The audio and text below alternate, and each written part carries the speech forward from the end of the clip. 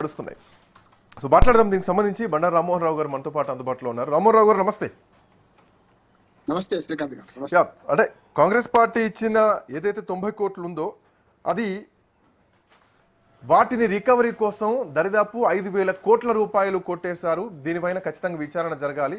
ఇది ఒక అంటే నేషనల్ హెరాల్డ్కి ఏదో సహాయం చేస్తున్నాం అని చెప్పినా కానీ అది రికవరీ విషయంలో మాత్రం వేలాది కోట్ల రూపాయల ఆస్తులను కాంగ్రెస్ పార్టీ అగ్రనాయకత్వం కొట్టేసింది అన్నది ప్రధానంగా ఉన్నటువంటి ఆరోపణ. సో నేషనల్ హెరాల్డ్ కేసుకు సంబంధించినటువంటి పూర్తి విశ్లేషణను ఎట్లా చూడొచ్చు, ఏం జరిగింది అంటే ఇదొక భారత స్వాతంత్రోద్యమ వారసత్వంగా ఆ రోజు నుంచి వస్తూనే ఉంది. ఇప్పుడు దానికి సంబంధించి 5,000 కోట్ల రూపాయల ధనం దుర్వినియోగం అయింది. ఇది ప్రజాధనం అన్నది అంటే స్వాతంత్రోద్యమకారుల టైం నుంచి ఉన్నది. వాళ్ళ షేర్లు కూడా దీంట్లో 5,000 మంది షేర్ హోల్డర్స్ ఉన్నారు. సో అందరినీ మోసం చేసి కాంగ్రెస్ పార్టీ లబ్ధి చేకూరింది, లబ్ధి జరిగింది కాంగ్రెస్ పార్టీకి అనేది ఉన్నటువంటి విమర్శన. ఎట్లా చూడొచ్చు సార్ ఈ అంశాన్ని? శ్రీకాంత్ గారు, మీకు అట్లాగే రాజ్ న్యూస్ ప్రేక్షకులు నమస్కారం. నమస్తే. శ్రీ గారు కానీ మీరు కానీ మొదటి నుంచి నేషనల్ హెరాల్డ్ చరిత్ర పుట్టినప్పటి నుంచి ఇప్పటిదాకా చేయడం జరిగింది చెప్పారు. కనుక దాల్మే కుచ్ కాలా హై. యాక్చువల్గా 2012లో సుబ్రహ్మణ్య స్వామి గారు ఈ కేసును బయటకు తీసుకురాకపోతే ఎక్కడిదక్కడ సమసిపోయేది అంటున్నారు. అంటే తల్లి కొడుకులు కలిసి ఇవాళ ప్రజల ఆస్తి 5,000 మంది షేర్ హోల్డర్స్ ఆస్తిని కైంకర్యం చేశారు అనేది ఆయన ఆరోపణ కదా. 13 ఏళ్ళుగా నడుస్తుంది కేసు. ఈ 13 ఏళ్ళుగా నడుస్తుంటే ఎందుకు తెగకపోతుంది అంటే కోర్టులు కూడా, నా ఉద్దేశం కోర్టుల పొరపాటు కూడా ఉందంటున్నారు. అంటే ఇన్ని రోజుల నుంచి కింది నుంచి పైకి, పై నుంచి కిందికి, మననేమో మన తల్లి కొడుకులకు క్లీన్ చిట్ కింది కోర్టు ఇచ్చింది అంటారు. మళ్ళీ ఇప్పుడు హైకోర్టులో కేసు పడింది చూస్తున్నాం కదా. అందుకని ఏమంటున్నానంటే అప్పుడైనా ఇప్పుడైనా ఈ ఆస్తుల విషయంలో అప్పుడు ఎవరు కనీసం అంటే సుబ్రహ్మణ్య స్వామి గారి లాగా బయట పెట్టకపోతే ఇవి అట్లాగే ఉంటుండే అని అంటున్నారు. ఇప్పుడు చేయాల్సిన పని ఏంటంటే నిష్పక్షపాతంగా ఇద్దరు కూడా తల్లి కొడుకులు చెప్పాలి. అంటే ఒక్క మోతీలాల్ వోరా గారికి సంతకం పెడితే చెల్లదా ఇది కూడా లీగల్ సమస్య కదా. మోతీలాల్ వోరా ఎవరు?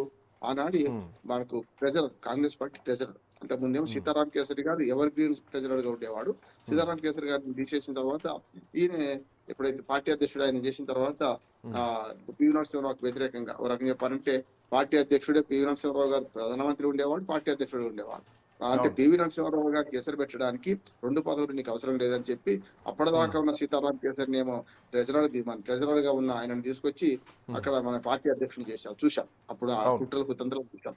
కనుక అప్పటి నుంచి ఇప్పటిదాకా కాంగ్రెస్ పార్టీలో ఈ కుట్రలు కుతంత్రాలు జరుగుతూనే ఉన్నాయి అంటున్నాడు. అందుకనే నేషనల్ హెరాల్డ్ పత్రిక ఒకనాడు స్వాతంత్రోద్యమాన్ని ప్రేరేపించింది.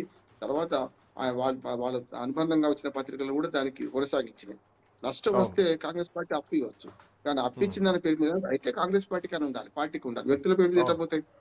అయితే 5,000 మంది షేర్ హోల్డర్స్ కానీ ఉండాలి. దాని ఆస్తులు అమ్మి ఇంకేదైనా చేయొచ్చు. లేదనుకుంటే ఆస్తులు డిస్పోజ్ చేయొచ్చు ఎవరికి వాళ్ళకి. 5,000 మంది షేర్ హోల్డర్స్ ఆనాడు పేరైతే పెట్టారు. అది మీకు తెలుసు కదా, కంపెనీస్ యాక్ట్ ప్రకారం షేర్లు ఎట్లా పంచొచ్చు అయిపోతుంది. మరోవర్ సార్, ఆ పత్రిక వెనక ఒక ఎమోషన్ కూడా ఉంటుంది. ఎందుకంటే ఇప్పుడు స్వాతంత్ర ఉద్యమం నడుస్తున్నటువంటి టైం 1938 అంటే చాలా పీక్స్ లో ఉన్నటువంటి టైం. ఆ రోజు జవహర్ లాల్ నెహ్రూ ఈ పత్రికను ప్రారంభించినప్పుడు. అండ్ దీంట్లో 5,000 మంది షేర్ హోల్డర్స్ ఉంటే దీంట్లో ప్రస్తుతానికి వాటా పరంగా చూసుకుంటే సోనియా గాంధీకి, రాహుల్ గాంధీకి కలిపి 76% వాటా ఎట్లుంటది? సో ఏం జరిగింది దీని వెనకాల? ఏదో జరిగింది. 90 కోట్ల లోన్ తోటి ఏజీఎల్ ఏదైతే అసోసియేట్ జనరల్స్ లిమిటెడ్ ఉందో దాంట్లో 1,000 కోట్ల రూపాయలకు సంబంధించినటువంటి ఆస్తులు ఉన్నాయి.